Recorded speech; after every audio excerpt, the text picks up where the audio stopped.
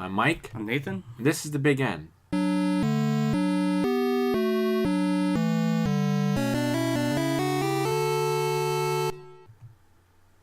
Today on the show, we will take a look at the recent announcements made by Nintendo in the recent Direct. Nathan here will give his hands-on impressions of Super Mario Odyssey, and we're going to review the Ubisoft Mario spin-off, Mario plus Rabbids Kingdom Battle. But first, let's look at some of Nintendo's recent announcements. So in August, we got a few Nindies shown off, and one of them was the new No More Heroes game. Suda51 talked a bit about it when the Switch was revealed back in March. So it's called No More Heroes Travis Strikes Back, I guess like a Star Wars reference there. It's an exclusive for the Switch coming out next year. It takes place between No More Heroes and No More Heroes 2. But it's a bit different than, the previous No More Heroes titles. So it's set in like a virtual reality world. Travis gets dragged in there by one of his old foe's parents. It's a bad girl's dad. Yeah. It's his bad man, I think his name is. Mm-hmm. And he's dragged in there, and he's going through 6 like video game worlds. Yeah, they're in 6 indie games. Mm-hmm. And there's different genres. I think one's like a RPG, and one's like you said, what was it, Shovel Knight?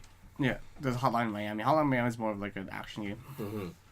But it's still gonna have like the old No More Heroes like classic gameplay. Yeah, so it'll still be like No More Heroes levels, because a lot of people thought when it was first announced that there was 6 games in there, they're like, wait, does that mean he's just gonna be like some kind of weird indie game with not No More Heroes? But it's just No More Heroes world levels just set in indie games.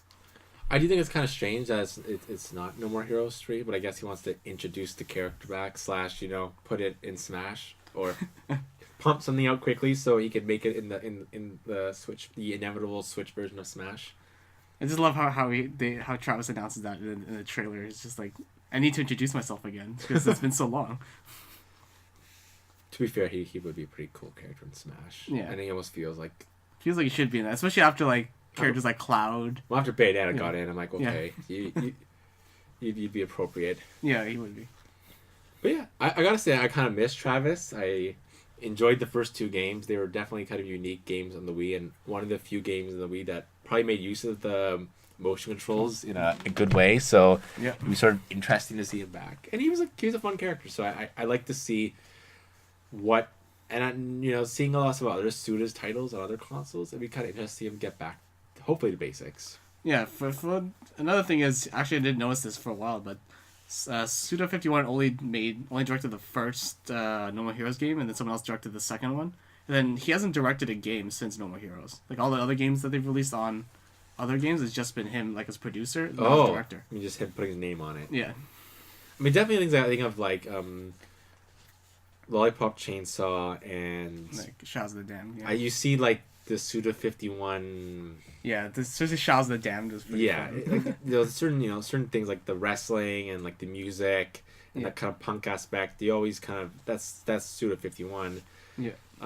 But yeah, I mean, it'd be interesting. I kind of hope this game is kind of a comeback for him in a way, because I don't think any of his recent titles have been super. They haven't been like super popular or like. They don't really stand out that much. They didn't stand out as much as like No More Heroes did. No More Heroes was really one of his big successes. Or Killer 7, yeah, which I think still is one of his probably still his best game. Although, yeah, No More Heroes. So yeah, it'd be interesting to see it back, and I think it bodes well for the Switch. And the other game we saw was Super Meat Boy is getting Super a Meat sequel. Boy Forever, yeah. So Super Meat Boy was a platformer for 360 that I played back in the day. It has really nice tight controls and some really difficult levels. I remember dying like maybe 50 times before I ended up completing the level. But because of the controls and the levels, it's all like designed really well, so that you never felt like it was the game's fault that you messed up. Mm-hmm. So that's always a good thing, to have that kind of good level of difficulty in there. Yeah, just good old fashioned platforming. Yeah. Do it 50 times until you get timing right. A lot of people wanted Team Meat to make a Super Meat Boy sequel, so I'm glad this is happening. Yep. And on the Switch, so another game. Another game. It's not exclusive to the Switch, but it'll be a nice game to have to go on the go. Well, Switch has been getting a lot of it seems like in the last month, like everyone is announcing something coming to the Switch, or like a lot of smaller titles. So yeah, it's pretty crazy how everything turned around for the Switch in the last few months. Yeah, I mean, I think it'll be interesting looking back maybe at like the December point, or even a year. We think of when it first came out in March. Just think, where the company was now, and like where it is now. Again, like the stock has increased a lot. All these titles have come out, and some of it, I think, I mean, when you think of it, I think some of it is luck, and some of it was, this, again, strange concept where, people just took to it. Like the people took to the Wii, they didn't take to the Wii U, but they took the Switch. So, it's kind of nice that it's somehow pulled off for them. Yeah. Yeah. So I mean, it's interesting, and it bodes well for the future. And also, boding well for the future, there was a recent Direct in mid-September showing off a bunch of titles, a bunch of things we see coming out. So, Fire Emblem Warriors, Xenoblade Chronicles 2, obviously Super Mario Odyssey, titles we've known, but also a couple of new announcements and a couple where we got a lot more gameplay shown. So let's just go through a bunch of these. I think the one that we got the most gameplay as is Project Octopath Traveler by Square Enix. We actually got a full, I'd say a pretty meaty demo released immediately after. So really we got to see kind of what the gameplay is, how it plays, visually how it looks, and I would say quite a long demo too. You got to play as two of the 8 characters. Mm-hmm. And really how the game works is, well, no surprise, there's 8 characters, each have their own story in this world, and you can kind of go on your adventure with them.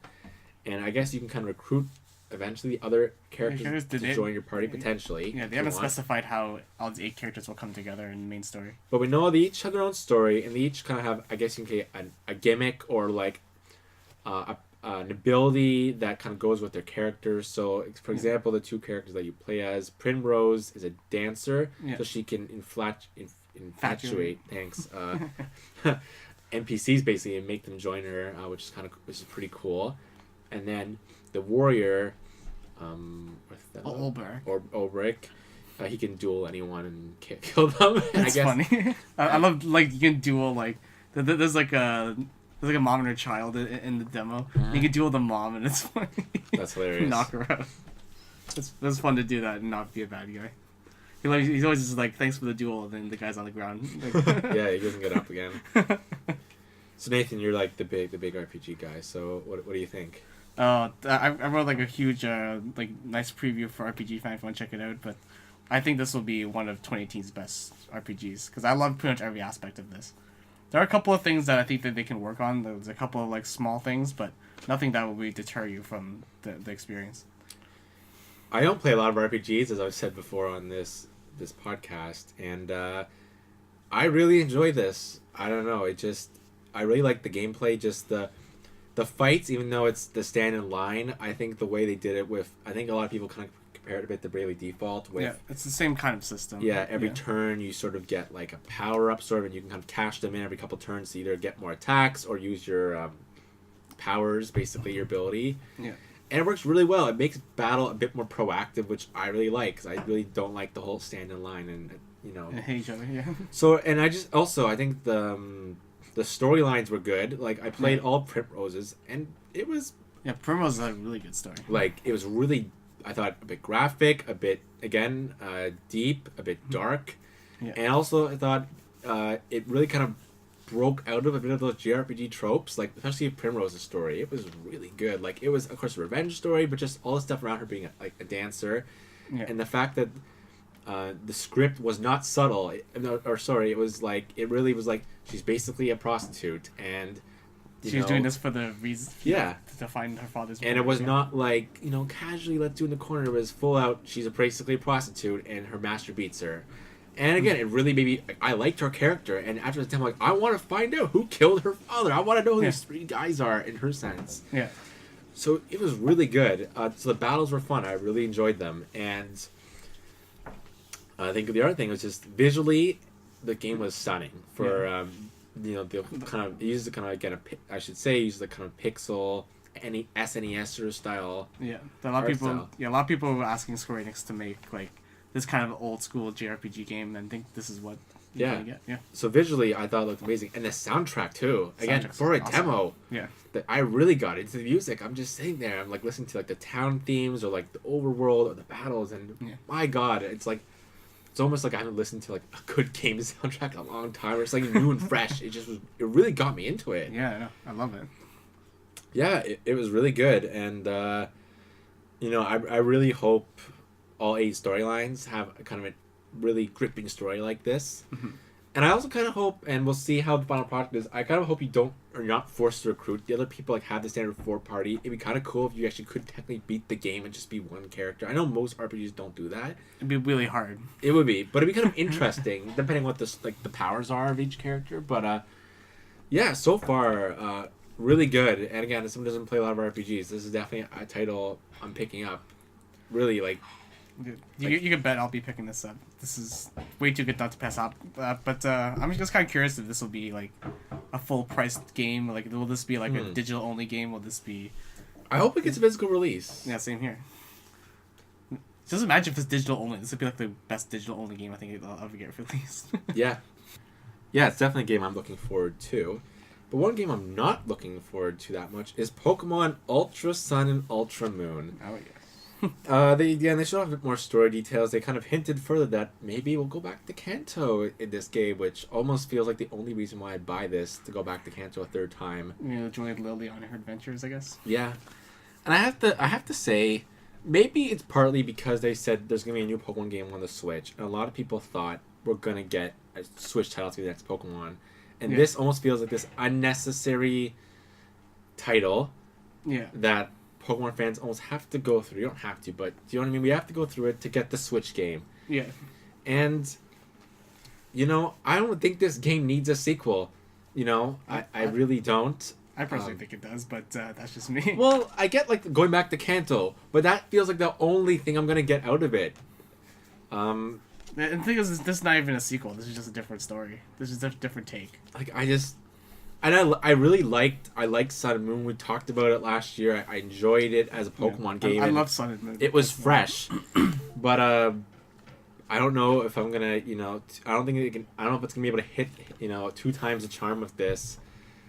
You know, a lot of, like, you know, Pokemon games for me a lot of these days is kind of like not necessarily hit and miss, but it's just like the ones I get into. It's not every game now. And I don't know. This game's not doing it for me. It's just I'm not pumped. I think the only thing motivating me right now is going back to Kanto a third time. Like how things have changed. Yeah, this is probably the Pokemon game I've like the least excited for ever in my life. I think I've ever been less excited. Really, not about the Ruby Sapphire remake. I love Ruby Sapphire, so I love going back to it. I mean, I love Sun and Moon too, but really, maybe it's because it's been so long since I played Ruby and Sapphire. But I mean, I just played Sun and Moon last year, and there's a remake of it, and I'm not feeling it. Yeah, that's true. I don't add anything new. It's just like the worst third game of Pokemon that has been in quite a while. Mm-hmm. Yeah, I guess we don't have to buy it, but you know, we have to. We gotta review it. But I'm just not. I'd rather just get the Switch title. But so it's coming out in November. November 17th. Mm-hmm. Also coming out in November, the one 3DS surprise. The biggest one was a new Mario Party, but it doesn't have board maps. But there's no car. You still with me? It's Mario Party, the top 100. Top 100 mini games. 10 from each of the 10 console games. Mm-hmm. That's pretty much the whole game. There might be some kind of board maps, and I use board maps lightly. I'm guessing it's going to be, for folks who are familiar with like a mini game island for Mario Party 2, I'm guessing it's going to be kind of like that. Yeah. You might go around, play some mini games, who gets the most coins at the end wins. I'm guessing that's what we're going to get. Yeah, probably. It's on 3DS, not on the Switch, so... Yeah, that's disappointing. Yeah, a lot of people are saying, why is this on the Switch? I suspect we're going to get a Switch port of the game in the next year, maybe with board maps, and this is just a way to whet our appetites in a way. But a lot of people are also pretty happy because they hate the car from Mario Party 9 and 10. They hated the 3DS ones also with the vehicle or the short maps. And having a game of all these classic minigames, like I was reading online, like one particular Reddit fan somehow noticed 70 out of 100 games, and he... out of screenshots. It was pretty incredible. And he listed them. I looked through the list, and yes, they have a few of the luck games, but most of the games were good, like the classics, like Shell Shock from Mario Party 2, Toadstool Titan from Mario Party 3, I remember one of the luck games is Strawberry Shortcake or Star. I can't remember what it's called. Mario Party Short 6. Straw. Yeah. Yeah. It's from Mario Party 6, and that game was fun even though it was luck based. It's just so intense. I love it. Yeah, I like a few of the luck games, but not too many. Just a lot of the later Mario Parties had too many luck games. Yeah. But yeah, most of the mini games were good. I mean, we didn't get everything. For example, I love Locked Out from Mario Party 3. I think I've played that 1,000 times. So I'm pretty annoyed that that's not in there. It's one of my favorite Mario Party mini games. But they got most of the good ones, and I'm gonna buy it probably because I'm hoping this could be the way back for the franchise, honestly. And if this does well, as everyone has been saying for I swear the last 8 years, bring back. At least, if you're not going to bring back the old board maps, give us the nostalgia Mario Party 11 with the old board maps. Yeah. Victor was mentioning Mario Party All-Star. We just have... Yeah. You just have classic... You have classic maps, and then classic minigames, and then you just put them all in the game. I think everyone wants that. And I do think that's going to come to Switch. I'm convinced it's going to come. And I think it works perfectly with the Switch. Everyone has their own screen. It really does work well. It also has the potential, though, for annoying... Oh, everyone has their own screen. Think of all the annoying mini-games we could do with motion controls and things. I could also see to be honest, it could be like Nintendo Land, where we could have, those some fun mini-games in Nintendo Land. The 4 players, 5-player stuff. Yeah. So we'll see, but I'm going to buy this game, just mostly for nostalgia, but also because I want to play these old mini-games, and again, having this collection where I don't have to bring 3 different consoles with Mario Parties up is kind of nice, just for the mini-games. So, but I am hoping for a Switch version. So this was kind of a nice surprise, and really I think the only kind of new first party title that was a surprise to the Direct. Yeah, I think that was about it. That's the one thing the Direct was lacking just in general, was a big first party surprise. Yeah. I just think it's just so many games coming out in the next couple months that pretty packed. Like Xenoblade, actually coming out December, which I'm kind of surprised at. I think I'm the most surprised because I was betting with a couple people, RPG fans. It's like, no, it's not going to come out this year. Come on, you guys crazy? Yep. It's delayed. So, Xenoblade Chronicles 2. Most of what we saw was just more gameplay and just showing how intense and how multifaceted this new game is in terms of the combat compared to the first two. Just the whole other level with all the spirit partners and the swords and the different combinations you can do and the new layers to battle. It's pretty.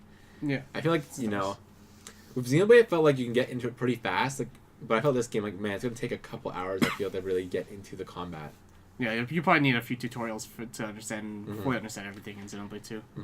But it looked fun. And the other thing I'll mention, I just think it's kind of cool in terms of the story. They just showed off that it's kind of this time I think 5. There's 8. I think it was, correct me if I'm wrong. It was 7 or 8 different the countries, Titans, and they each have their own Titan or I guess Colossus or whatever. What were they called from Xenoblade?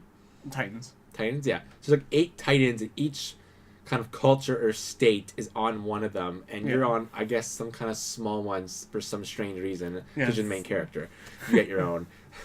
And you get to kind of explore these communities, and it's all about kind of the politics. So they're really pushing the politics in this one, which I think is kind of cool, because it's different from the first one. The first one was kind of more... It's more of these classic. Two countries, yeah. 2 countries.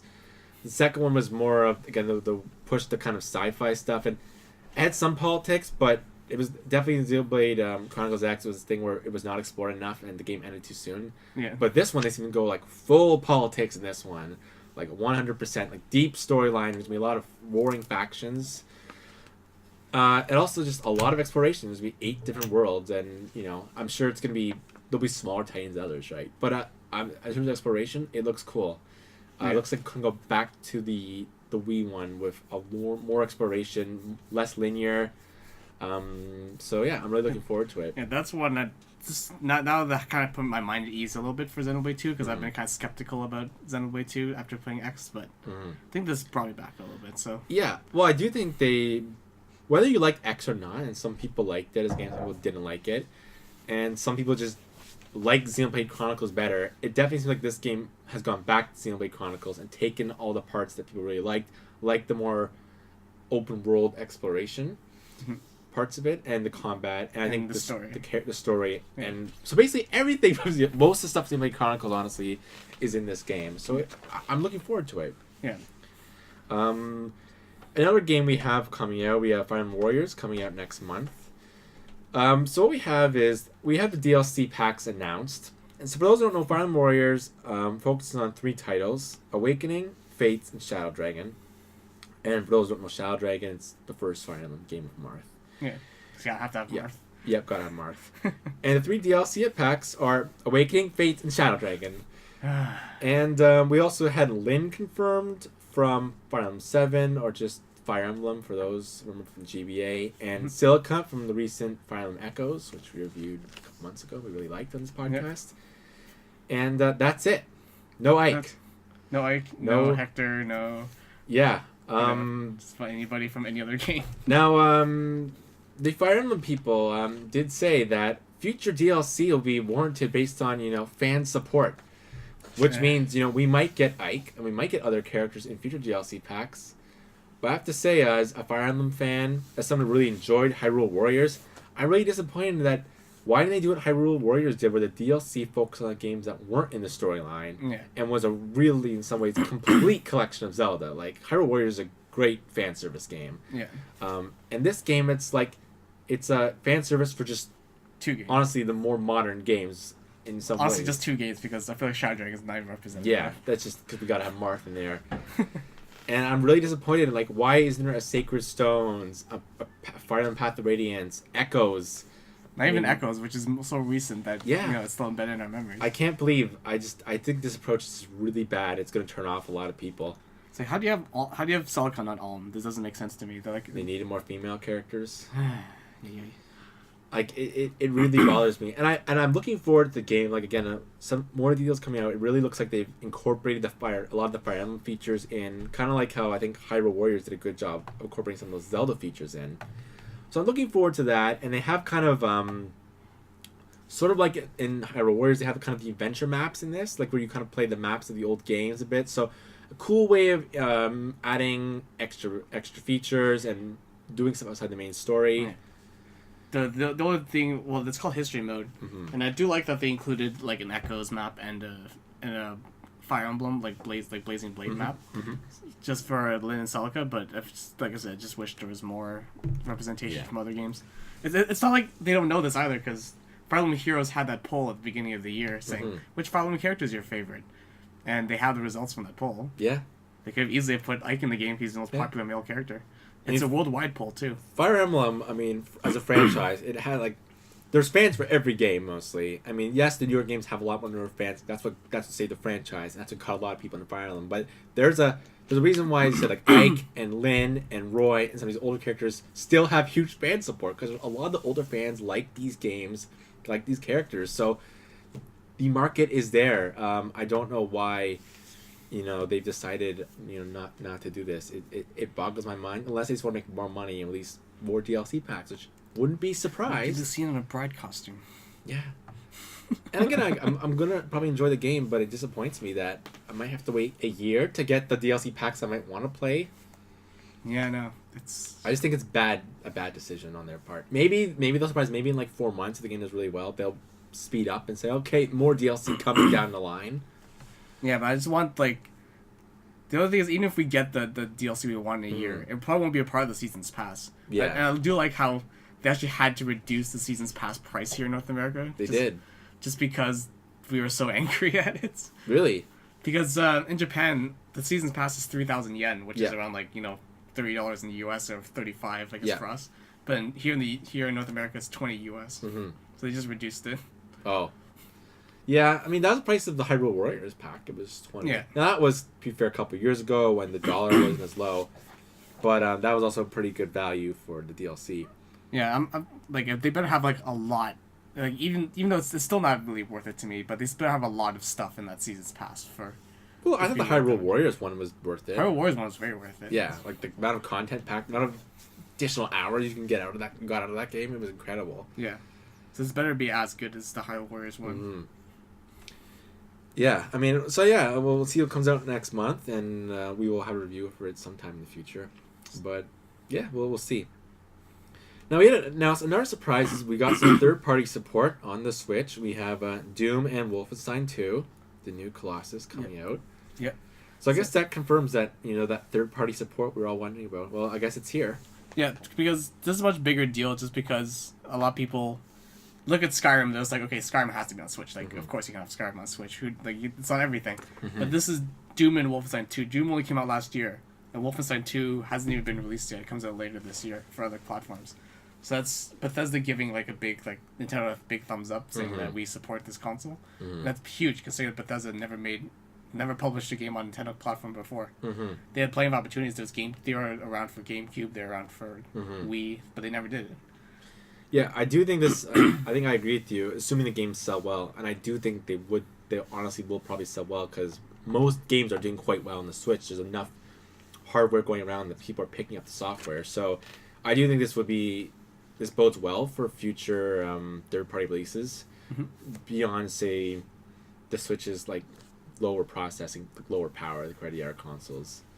But I think it's bode well. I think hopefully we get more titles like this and not kind of get where the Wii and the Wii U got. We get the third-rate cousins of main franchises because we couldn't have the main titles. Yeah, it's kind of like with the current FIFA where it's the not it's not the main product.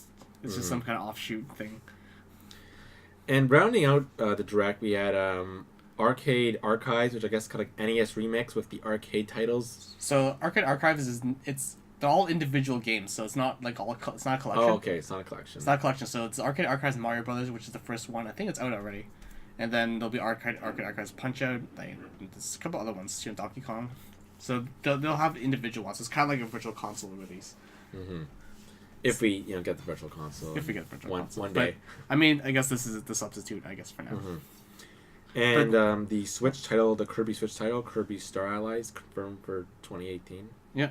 Well, I mean, we always know it's 2018, but it's good to see that Kirby Star Allies is back. And for Kirby Star Allies, this is the first time they're doing combining powers again. They haven't done that since 64. That was one of the more fun parts about that game, because you can make an electric sword or what was the cool thing?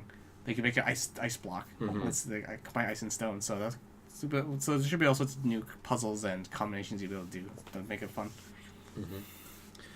And finally, we have Super Mario Odyssey, again releasing next month. They showed up quite a bit in the video, and Nathan, you had a chance to play hands-on. Yeah. But I guess I'd sort of say opening thoughts is that in some ways I don't want to say this is the end of the 3D open world, but I feel like they have pushed this, and I just answered my own question there, but this is to me like as close as we get to an open world 3D platformer as you can get. I feel that's kind of what they're aiming for, like really kind of as much as possible remove the walls of these 3D platformers. We think back to, and again it's hard to think about this, but we forget that we haven't had really a 3D platformer kind of open world since Super Mario Sunshine, the GameCube. Yeah. Because both the Super Mario Galaxy, again, great games, but they were level based. Yeah. And for the Wii U, we had Super Mario 3D World, again, level based. Yeah. So this is the first time since Sunshine, and that's been 15 years since we've had an open world. So in this game, you can tell the worlds are really vast, and I really liked, I think one of the cool things they showed one of the worlds, and they showed how many of the moons, the equivalent of superstars you can find. Yeah. And there was like a list of 50. And they're all over, and they all, like, some of them are just like random, like ground pounding around, some of them have different objectives. But I really like they're pushing for this, like an open world platformer, like just go one direction, go see what you can find. Yeah. When I did my hands-on, that's basically what I did, was they basically just said just go nuts, and at the start of the demo, there's the objective, like Pauline will tell you, hey, I'm recruiting. So you're in New Donk City. Yeah. Okay. So Pauline was saying, I'm recruiting for a band, can you just go find the band members for me? So basically, you could go around and look for those band members, or you could just explore around. Getting a band member got you a moon, I believe, for each band member you found. And I believe there'll probably be the things are super moons, right? There's moons of super moons. So probably completing the quest will give you super moons, which I wasn't able to do because the demo stopped there. But and then for the desert, I played the desert one too, and that one I just they told me like, hey, go to the top of the tower, and I was just like, nah, I'm just exploring. Did you enjoy it? Yeah, it was pretty fun. Like, admittedly, I don't play, like, I did miss Sunshine on GameCube. I don't have it, which is kind of odd considering my GameCube collection is, I'm very proud of it. I don't have Sunshine. But, I played a lot of 64, but it's been so long since I played, like, a true 3D, like, open world platformer. So, Yeah, you have to get used to everything all over again. Yeah, I honestly, I couldn't think of anything similar in the last 15 years, especially on this scale. Honestly, nothing really comes to mind. Yeah, besides Galaxy, nothing really. But then Galaxy was open world. Galaxy was. I mean, in terms of like 3D movement. And yeah, stuff like that, it's been quite some time. So yeah, I just think it looks really good, and although I think it's an interesting question, this is kind of why I started this by saying this is kind of the apex, because I don't think Mario could go beyond this as like, he has reached the apex of 3D platformers as an open world completely. I'm like, I don't think he can do anything else. We always say that, but then Nintendo always comes up with something that's I know crazy. it just we thought Galaxy was the apex. Yeah, and I do think open world is awesome for Mario. I think cool, and like the worlds look so big and creative, and even with the hat mechanic of taking control of not just enemies but anything like pieces of meat apparently and T-Rexes. Like as long as they don't have a hat, you can take control of it, and that opens up so many possibilities for gameplay and just like kind of Breath of the Wild's always finding something new, which I really like in games and kind of keeps you coming back. But yeah, it looks good. They haven't said what the amiibos do yet, so yeah, they didn't specify when I played it. It's not that you can get them. Wedding Bowser already sold out. Already sold out. What, does the 3-pack still sold out too? Yeah. Nah. Mario was available. I didn't want Mario. Of course Mario's available. It's like probably a million of him. I'll wait to launch. But yeah. So yeah, looking forward to that. Anything else? Anything you want to say about Odyssey? Nothing. How to control? Controls were actually it took a little bit. Like I said, I'm not used to 3D platformers, so I got to take a little bit of time to learn how to do like super jumps. Well, triple jumps are easy, but super jumps, crouching jumps, that kind of thing. I got to learn all over again because I've actually when I played 3D Land or 3D World, and I didn't ever use all that advanced stuff. I just kind of just did my normal jumping, so I have to remember to learn to use all the new stuff. Rolling around is really useful in Odyssey, by the way. Rolling? Yeah. Because now you can crouch and then you can move forward, you can roll. Oh, and then by shaking the Joy-Cons, you can roll faster. I forgot to mention that they maybe use motion controls while it's playing. Oh. There was the disconnected Joy-Con, so it was so the one in each hand. I'm not sure why they gave me that, but anyway, that's how I played it. I'll just add as sort of last thought is just looking on the world. Like they had like a black and white world, in showing off some different worlds you can go to. Oh, okay. They had like a monochrome world, and they had like a seaside world, which I'm really hoping there's gonna be some sunshine stuff. Like, don't give us a seaside resort world. No, but they have shirtless Mario. I know, but if it's gonna be a seaside resort, there better be Piantas and Nokis from Sunshine. Like, so, I think someone did some digging. I think someone found the island from Sunshine.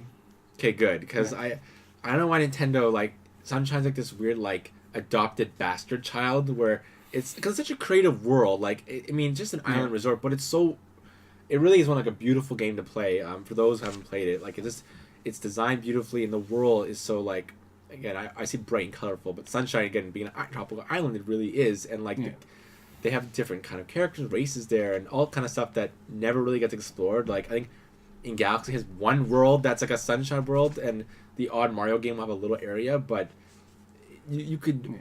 Sunshine was just it's kind of like Nintendo's kind of just ignored Sunshine. Yeah, it's just a place that is right to be brought back, and you could use it. So I'm really hoping there'll be a world dedicated to it. It was like how in Galaxy, I think it was 3D World, or was it Galaxy? I can't remember where they had Womp's Fortress from Super Mario 64 as one of the worlds. Yeah, that wasn't a world. Maybe it was Galaxy. I think it was Galaxy. That was pretty cool. So it'd be nice to see that again. But now today we're gonna talk about another Mario game. Mario plus Rabbids Kingdom Battle. It's a mouthful for a title. Yeah. It was revealed at E3 2017, and I could say that it was a game that people did not necessarily look forward to. I remember I gave it hell before. Yeah. You didn't think Rabbids plus Mario. Yes, Rabbids. Those annoying creatures from Ubisoft, from Rayman, that I think people thought were dead would never come back. Why is that being combined with Mario? And putting it there as an XCOM style game where Mario has guns. Yeah. How do you put those three things together? And again, it was announced at E3. It literally came out 2 months later, so it was pretty much a done product. Yeah. And I feel like, we'll see when there's a game of the year, and I don't think it's gonna win game of the year. But if there was a category for surprise of the year, I think this is gonna win. Yeah. Surprise, good game of the year will be Mario plus Rabbids Kingdom Battle, because I don't think anyone thought it was gonna be good. And I really look at this game and say, kind of hats off to Ubisoft mostly. that they somehow put these three things together that really shouldn't mix, and they made something pretty unique and interesting and creative. Alright, so before I go any further, I gotta do my disclaimer here, because I did a review for RPG Fans, so I did receive a free copy of Mario Rabbids Kingdom Battle from Ubisoft. This in no way affected my thoughts on the games, and if you want to hear my full thoughts on Mario plus Rabbids Kingdom Battle, you can go check out my review at rpgfan.com. And I should say also, the Kingdom Battle does use amiibos. It uses Mario, Luigi, Peach, Yoshi. Which I don't have, so you have to tell me about that. Well, they get you a gun. I get like a free weapon. So I think I got one for Peach and Yoshi. Nothing special, but just an additional weapon. I mean, additional weapon would at least better than the base stuff. Yeah. You got? Okay, good, because Mario Plus, part of the thing that made Mario Plus Rabbids hard was you had a very limited amount of money. And at the beginning of the game, you were strapped for cash, so having extra weapons just for free must have been nice. Mm-hmm. So, again, it's Mario plus Rabbids, so there's not much story. It's basically, there's some genius girl who's a really big Mario fan. She creates some VR tech that combines two items. The Rabbids have their washing machine get into a room. Mm-hmm. They go crazy, and of course, their VR stuff combines with Mario stuff. Rabbids combine with Mario stuff. Someone opens a portal, they go into Mario World. Chaos ensues because now Mario and Rabbids stuff get kind of thrown together. Mario has to go stop this VR rabbit that's going crazy, and everything's becoming. By the way, the rabbit's adorable. By the way, Rabbids? No, the rabbit with the headset. Oh, he's super adorable. What was his name again? Spotty. Spotty, yeah. Actually, I we'll get to it visually, but yeah, it's very good looking for a Mario game. Mario games, a lot of them have this sameness because it's Mario. You can't really get graphically that much better, but maybe it's that Ubisoft polish that, looked good. Characters, again, it's Mario. Don't expect much, but I'll say you have Mario, Luigi, Peach, Yoshi featured, Bowser Jr. I won't give it away. There's a few bosses that are based off other Mario characters, and then the Rabbids, who I guess the most personality. So you have a rabbit version of each of the main characters. Rabbit Peach is this cross. It's like kind of like a 16-year-old teenager. Yeah, it's teenage girl. I almost call it gender bender or cross-dressing rabbit, which is hilarious. I'm pretty sure Rabbit Peach actually is a girl. Really? Yeah. I'm pretty sure Rabbit Peach is. Because I was enjoying it a lot more because it kind of looked like a guy who had 5 o'clock shadow cross-play as Peach, so it was really funny. And then the rabbit Yoshi's kind of crazy. No, Yoshi's he's just like. He was my favorite character. He and then Rabbid Mario is just kind of tough, heroic Mario. And I don't know, Rabbid Luigi was the only one who's kind of. I like Rabbid Luigi actually. He's just kind of there. I don't really know what his gimmick was. He was just a coward, but he's kind of like Luigi in that way. So not much story. Although I will say so again, it's Mario games. The story I feel is always but I will say the game was, so even though it didn't have much story, mostly Peach didn't get captured, so that was that's always something to mention. Yeah. And honestly, I'll just say as not really a spoiler, but Peach has one of the best appearances of the game because she just comes in and just shoots. See, Princess Peach with a shotgun was just kind of amazing. It was kind of one of my favorite scenes in the game. Just going everything against with Peach is always captured. Just like in Odyssey, she gets captured. Yeah. But so it's kind of great to see Peach with a gun. But one thing I want to mention about the story is that I kind of like how they made all these references to Mario and made fun of some of the tropes of Mario. Oh, that was the best part. The writing was really good in the game.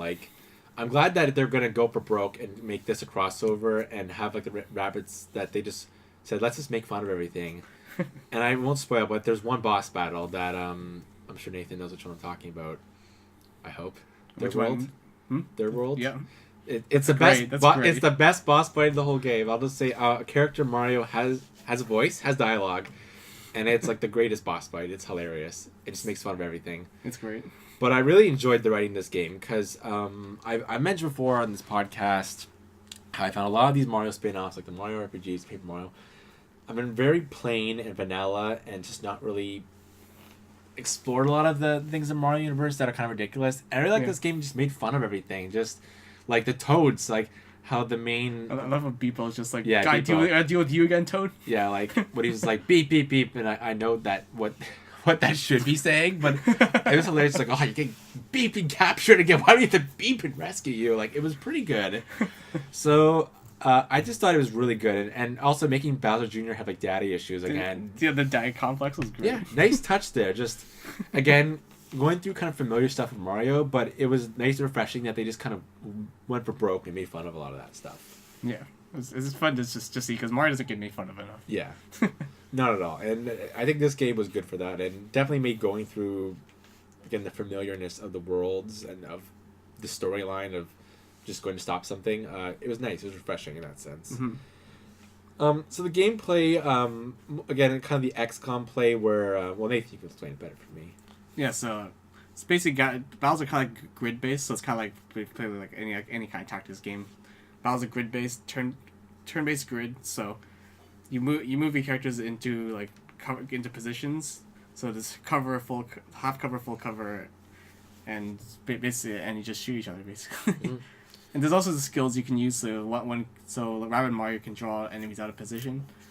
Then, there's like Rabbid Peach can heal people. Yeah. So there's a lot of like different skills you can upgrade, like a skill, like a not what was it complex, but a skill tree that you can upgrade.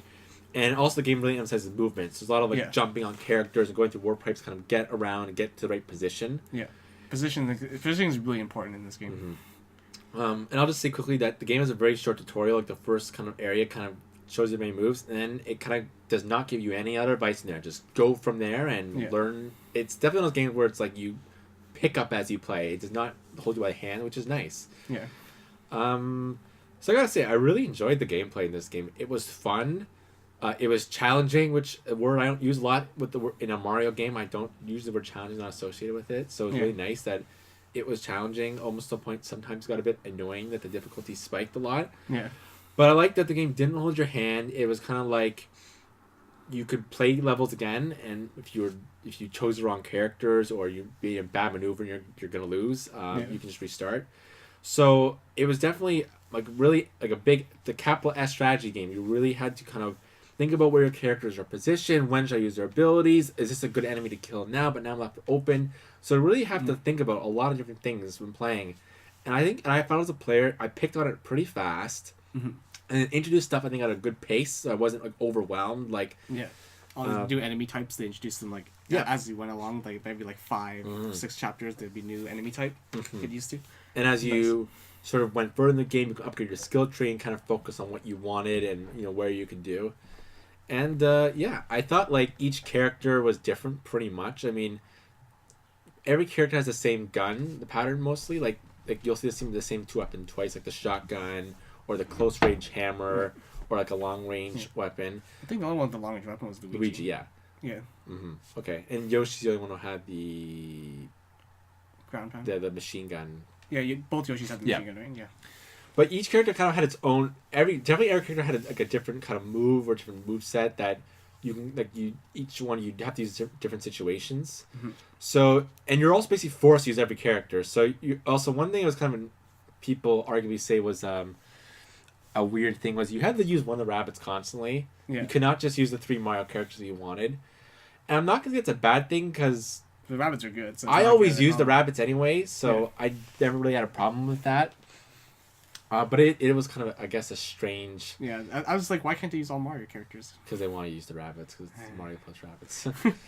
But I will say I used most of the characters. I think there are certain parts of the game where I maybe wouldn't use, especially like Rabbid Peach. Like I felt like Rabbid Peach fell off really quick for me. I didn't, only at the end of the game where I needed to beat the game, I needed that healing to beat the final boss. Yeah. But most of the game, I found like I was using most of the characters, and I just really like, each character was unique enough that I was always thinking about which character I'd use here and in the battles. Mm-hmm. Rabbid Yoshi kind of became my all-star in the end just because he could hit 8 people with movement. And if you gave him like max movement, he could do a ridiculous amount of damage. And he was just kind of crazy. I just enjoyed him. So, but each character, and again, giving Peach a shotgun, just amazing. Funny. And just little touches. I'll just say, when all the characters die, they all have their own little, like, game over thing. Like, Rabbid Peach throws off her costume, just like, screw this. Really? I don't know. Yeah. You got a game over. Like, Rabbid Peach is like, screw this, walks off. And, like, Rabbid Mario chokes on his little toothpick. And Yoshi's just like, oh, am I supposed to be dead now? Just flopped on the ground. It's like Yoshi's story style. It's just Yeah. turn splits and flops. So it was really amusing in that sense. Again, kind of all the Rabbids really stood out. I'll say like for characters that are just usually just annoying, they really stood out. Yeah, they all each have their own like nice personality too. Yeah. So. Now I will say like I think this game like outside battles there isn't much to do in this game for gameplay. Like you kind of explore the world, but it's very basic. It's just to go around. Maybe do a puzzle. There's some very basic puzzles which are all just hit blocks and move blocks. That's really it.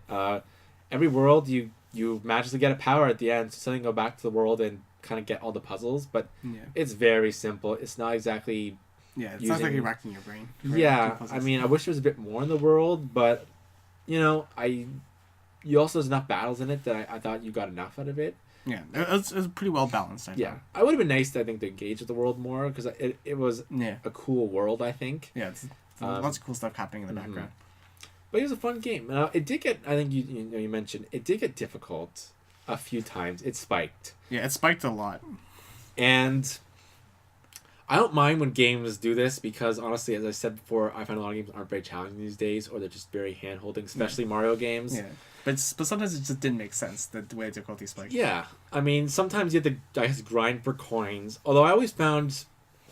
For me personally, I always just kind of go back to the world after and just unlock everything. I always found I got enough coins from just going to the world again to beat challenges, get the secret chapters that I never had a problem with like going through. Some levels were harder than others, but it wasn't that bad. It wasn't like it wasn't like impossible. But, but I think I only had honestly maybe one level, and that was beginning of World 3. Like the spooky. Oh, with the guys that teleport. Yeah, I hated that. That was it was the first one. I think I did that one 5 times because that one was oh my god. Actually, I actually passed the first time. The one that annoyed me was the one the ice world where there's like you have to kill like 6 enemies, but it's 2 smashers and there's 2 like supporters. Oh, okay. And they keep respawning. That one annoyed me because like I always get a character killed because the smasher is just like there's nowhere to run, so they would just walk up to you and power up and they kill you in one hit. So that part wasn't any fun. I even after beat World 3, I still couldn't go back and beat that chapter, get it perfect on it. Yeah. I always find it easier to go like the next world to go back and get stuff. Yeah. I will say the final battle is kind of disappointing. The boss design was cool though. Yeah, I mean, of course. I mean, I guess spoilers. Those don't want to know. If those don't want to know, I guess skip this part. Go ahead. But yeah, of course, Bowser comes back at the end. Of course, because can't have Mario without Bowser. Yeah, and I mean, it was kind of funny because again, he's like mad at Bowser Jr. But it's just kind of boring that it's like, oh look, there's some weird virus thing that was the final boss, and it turned into Bowser, and I'm like, that's kind of disappointing, especially because most of the bosses in Rabbids are really creative. Yeah. Like a lot of them are based on past battles, so spoilers those don't want to know, but like the first world boss is like based on Donkey Kong, and the way they did it was really neat. Yeah, I like that one. Again, the third world boss, which I'm gonna get into, but it's this opera singer that's kind of like a boost, so it's kind of like a ghost. Yeah. And he starts off singing this giant opera about Mario, which is like hilarious. And for those, just go on YouTube and look it up because it's like one of the greatest things I've ever seen in a Mario game. Yeah, it reminds me a lot of like in Conker's Bad Fur Day, the Great Mighty Pooh. It's kind of like that, where the boss just makes fun of the main character the entire time.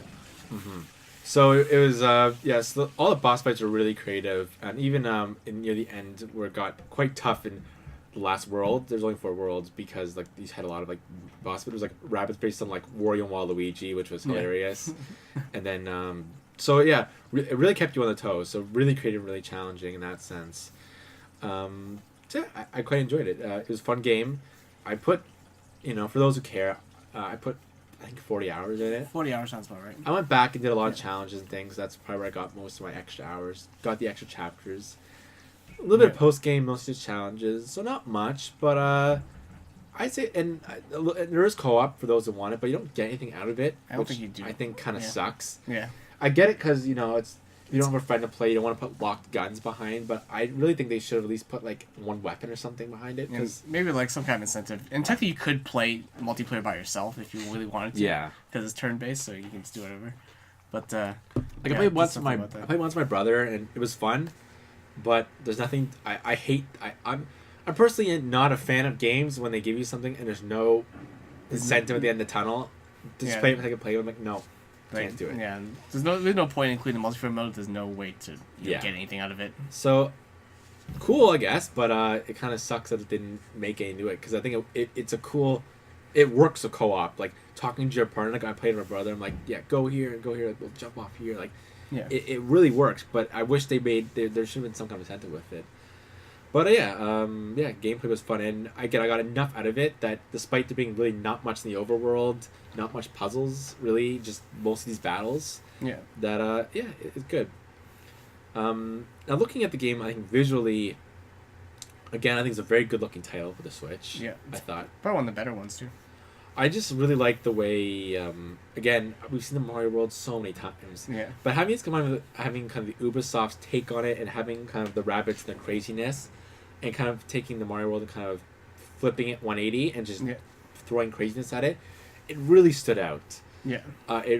All the worlds, like the lush jungles, especially the third world to me, the spooky... Yeah, that one was... Spooky Cavern, spooky... whatever it was called. Okay. I'm going to call it the Boo World, for lack of a better term.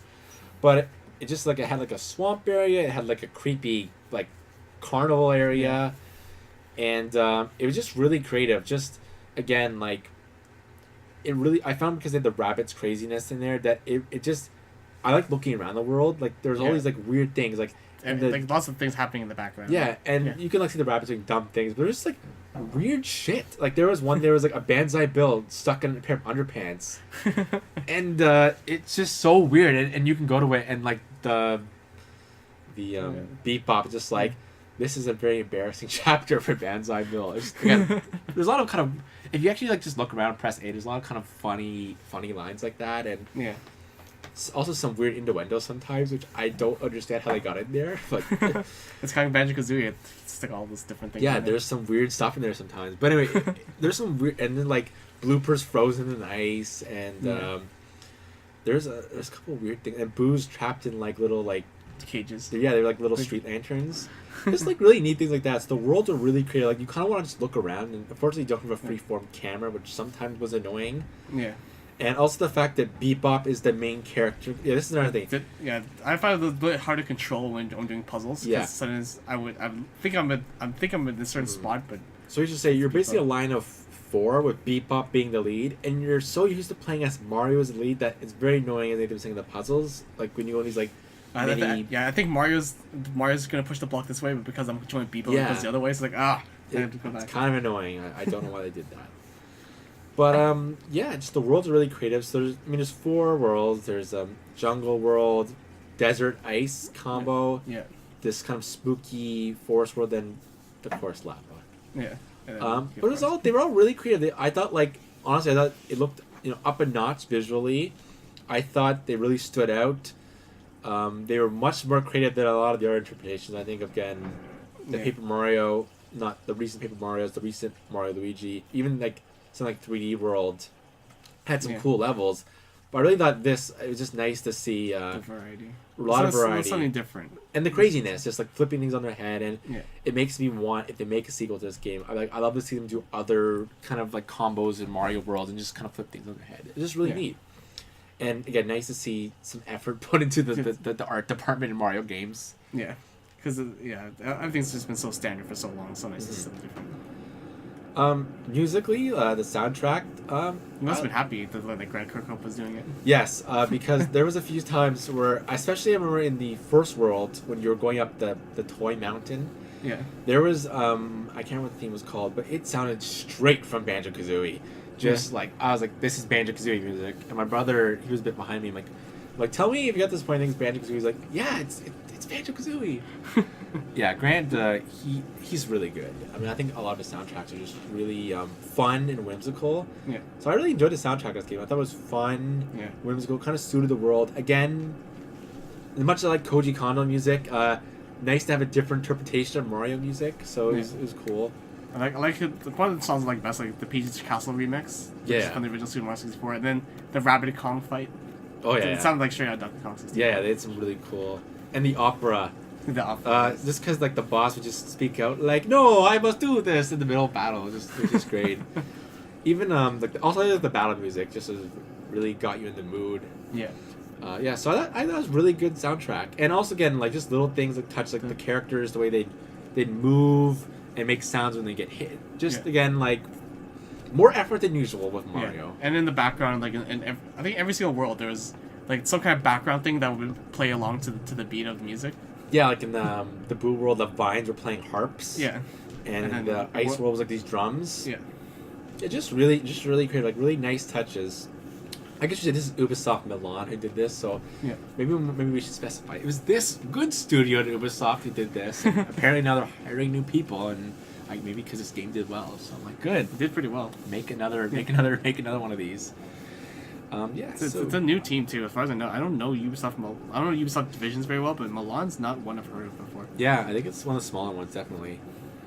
And it seems like they got pretty, again, I think really free reign, like beyond like I'm guessing. Yeah, Miyamoto's just saying what. I think Miyamoto just gave them a lot of creative freedom to do whatever they want. Beyond probably like, Mario should jump and do damage to things. Yeah. But, just don't make a Mario platformer. Yeah, don't make a Mario platformer. That's what the Miyamoto said to the director. Mm-hmm. Yeah, so do you have any final thoughts, Nathan, or things generally you want to add? Well, one thing that I would like for this is I kind of want you to see Ubisoft make more games like this, and hopefully this will open up the door for other third-party companies to have their own take on Nintendo franchises. More so than like, Koei Tecmo's had their shot with Zelda and Fire Emblem. Yeah. So maybe like I want to see like other third parties, even Western companies. I want to see Western developers see how they handle Nintendo's intellectual property. Yeah, I mean, as much as like some people may criticize this as being like a blatant cash grab of like, oh look, we're just letting Mario out to make another game. Yeah, but considering, as you said, Koei Tecmo with Hyrule Warriors, Fire Emblem Warriors, and I think again thinking back to something like Metroid Retro Studios, they work on Metroid Prime. Yeah. And even as we'll talk about next month, Mercury Steam, working on Metroid Samus Returns. I look at this and say, well, honestly, maybe some of the in-house Nintendo teams are a bit tired, and honestly, they've worked on some of these properties for so long that it's probably good to get these get a fresh take. Yeah. People who haven't been in Nintendo for 30 years and, aren't exactly as innovative, or, they're, just pump this out. Like, I think this is a really good opportunity for Nintendo to kind of, again, reinvent some of their franchises and get new takes on them, because I think this is one of the reasons I really like about this game. It really was different. I think it was really creative. Even putting aside the genre, which again I haven't really played a game like this before, and I really enjoyed it. But just again, it could have just been honestly a boring Mario Universe game with guns. And instead, I think putting aside the Rabbids, whether you liked them or not, the game was very creative and fresh and funny. Yeah. So I want to see more interpretations like this. Yeah, Ubisoft Milan really treated this game with the respect it deserved, and you can tell like even throughout all the interviews. I think I've kept track of this game more than any other game, so I've been like hearing all the interviews from the various people who made it, and they're really focused on making this like a great game. So yeah, they have the passion for Mario's, and I really think they did justice to it. Like I really think it's like a really cool, fun interpretation of Mario. And just like, again, if you play this game, just if you see anything weird, just go up and press A, because most of the time you press A and you'll just get this funny interpretation of the Mario universe, or just some like cool like reference to things, just like like things like the happening block, just like, or the, I always call it the block, but where it's like pow block, like the question mark. Oh, the question. Oh, it's the coin block. I don't know. Yeah, But you know what I mean. And it's like I used to get stuff out of that. Can't get anything out of it now. Just like weird. Or does this giant pow block? Or just like this could destroy the entire world. We must not let anything touch it. There's just all kinds of fun things like that. And again, as you said, like really kind of digging into the history and just like a fun, creative, and honestly quite fresh interpretation of the Mario universe, considering the amount of Mario titles we've had in the last couple of years, and not all of them, I think, being very creative. Yeah. This is definitely one of the better ones for quite some time. Mm-hmm. Yeah, I mean, I like to see another game. If they made a sequel to this game, which I hope they do, I think it'd be cool to make, honestly, Bowser one of the party members. Or Donkey Kong one of the party members. Or Donkey Kong. I think, I wouldn't mind making, like, using Rabbids again, but one thing, I mean, this is kind of classic RPG where the last character comes way too late. So I remember Yoshi came. Both Yoshis came way too late. Yeah, but especially like Mario Yoshi came like Yeah. literally at the end of the game almost. Like, I'm barely gonna use you. So yeah, I'd like to see like other characters. I think would be cool, and also it'd be cool just to have more people in the Mario universe. Just like have funny, like screwed up interpretations of them. I just think it's ripe for it, and just Yeah. having different things in the Mario universe twisted. I like to see another one of these. Yeah, same here. Okay, so that was Mario and Rabbids Kingdom Battle. So now shout outs. So I don't like being too negative, but something's got me a little riled up. So the internet has begged and pleaded for Nintendo to make a Metroid game for so long, and we finally got one Metroid Samus Returns in a 2D style, especially 2D games. That's what people have been asking Nintendo for. And so what happened with Metroid Samus Returns? It hasn't sold very well. So I know it's not on the Switch, and I know it's on that old rusty 3DS no one wants to play anymore. But if you really want something, you should go out and buy it just to support people. But what if some of the arguments I've heard online was it's like Metroid Samus Returns is not another Metroid 2 remake, and that's why they're not going to buy it. And some people say it's not. Well, they don't want to support the amiibo practice, so they're not going to buy Samus Returns. And I'm just thinking like, why would you do this? Like people, you asked Nintendo to make these games. Like, Nintendo's been hassled for how many years to make another Metroid game, and then when it comes out, no one buys it. I guess the old saying goes, you just can't make any fanboy happy. Yeah, this is why we can have nice things, and this is what always happened with Fire Emblem. Yeah. So I really hope that people are just saving their money for Metroid Prime 4. I guess we'll see whenever that comes out. Yeah. 2020? 2019 at earliest, I think. Okay. So our main theme is provided by Victor Zoni. If you have any questions or comments, please email us at thebigndpodcast@gmail.com. If you like what you heard today, please subscribe to our channel. I'm Mike. I'm Nathan. This is The Big N.